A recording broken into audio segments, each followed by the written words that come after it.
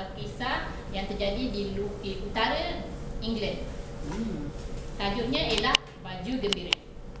Pada zaman dahulu, ada seorang raja di utara England itu sudah mengalami sakit. Tabib telah dipanggil untuk mengubati beliau, dan akhirnya tabib itu telah mengeluarkan satu pendapat mengatakan raja memerlukan baju gembira. Jadi raja pun telah memanggil dua orang askarnya ataupun tentera raja, Tony dan Donny. Tony, Donny, mari. Dua orang tentera raja pun datang. Tuanku, mereka memerlukan baju gembira. Kau carilah di seluruh negeri ini. Baik, tuanku. Maka Tony dan Donny tak tahu apa nak buat. Jadi mereka harus bermula. Donny, di mana kita nak cari baju gembira? Entahlah, aku pun tak berapa nak tahu. Lama mereka berbincang, akhirnya mereka pun bermula di dapur.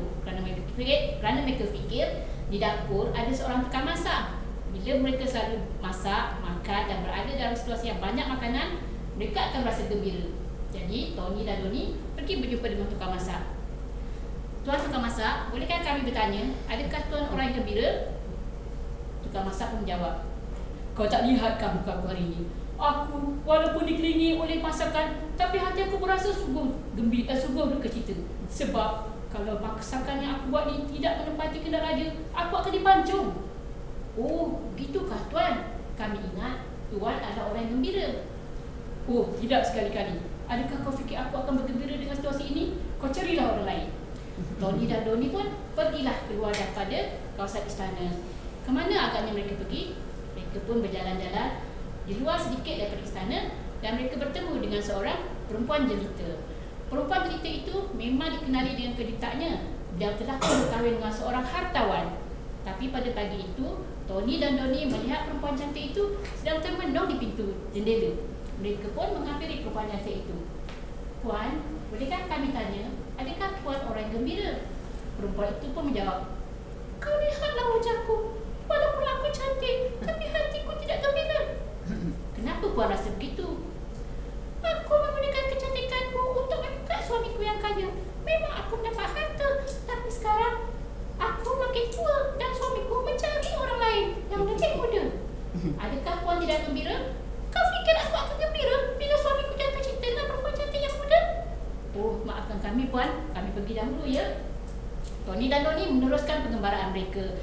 Mereka berjalan lagi. Lalu mereka bertanya, kenapa ya? Orang yang dekat dengan makanan tidak gembira. Orang yang cantik dan banyak harta pun tidak gembira. Mereka berdua tidak mendapat jawapannya. Jadi mereka meneruskan perjalanan mencari baju gembira. Mereka berjalan sampai keluar kota. Di tepi kota ada seorang polis. Mereka bertanya dengan polis itu, Tuan, adakah tuan orang yang gembira?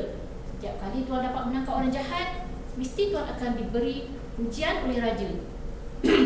Kamu fikir aku suka dengan kerja ini? Kerja ini susah. Aku harus menangkap pencuri, aku harus mengejar orang jahat. Ada kalanya aku yang tercedera. Mereka pun menggelengkan kepala. Kenapa tuan tidak gembira? Bukankah bila tuan menangkap orang jahat, tuan menerima ujian, mendapat iktirafan, dan kadang-kadang orang kampung akan gembira dengan tuan? Senanglah kau cakap. Aku yang berdiri di sini kadang-kadang tidak ada masa untuk diri sendiri. Keluarga aku pun aku abaikan kerana menjaga raja dan negara ini. Kau fikir aku orang gembira? Kau pergilah cari orang yang lain. Tony dan Donny meneruskan pengembaraan mereka. Akhirnya dia berjalan jauh dan sampai satu tempat yang lapar. Tidak lama mereka duduk di situ kerana kepenatan. Tapi akhirnya mereka mendengar seseorang sedang menyanyi. Rindu hatiku, hatiku biram, la la la la la la la la la. Tony dan Donny termenung melihat sesama sendiri. Wah, kita sudah berjumpa orang yang gembira. Mari kita dekati orang itu. Mereka pun berjalan perlahan-lahan. Tidak jauh dari situ, mereka melihat seorang lelaki sedang duduk dan makan roti. Dia makan roti dengan keadaan yang sungguh santai, seolah-olah tidak ada apa yang merusikan pikirannya. Tony dan Donny telah berpendapat, inilah orang gembira di dalam negeri ini. Mari kita temu ramah dia, ataupun mari kita tanya apakah rasa dia. Tony dan Donny merepati lelaki itu. Mereka bertanya, Tuan, adakah tuan orang gembira? Hahaha, tentulah aku gembira. Aku menyanyi, aku menari dan tidak apa yang memisahkan hati aku. Jadi mereka pun tahu inilah lelaki dan pakaian lelaki inilah yang akan digunakan oleh raja untuk menggembirakan raja. Bukankah tujuan mereka mengembara untuk cari baju gembira?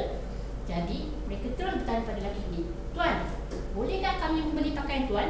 Raja memerlukan pakaian tuan untuk menjadi gembira." "Hahaha, aku sungguh gembira. Jadi lebih gembira kerana ada orang mahu membeli bajuku." Lelaki itu pun mengeluarkan bajunya dan Tony dan Donnie memberi wang kepada lelaki itu. Lelaki itu pun ambil wang tersebut dan meneruskan makan roti. Tony dan Donnie mengambil pakaian tersebut dan kemudian beralih mahu pulang ke istana. Tapi tidak jauh dari situ, Tony dan Donnie merasa mereka mesti bertanya, apakah sebenarnya rahsia lelaki ini? Mengapa dia yang kelihatannya tidak ada harta, tidak banyak makanan, tetapi dia berasa gembira?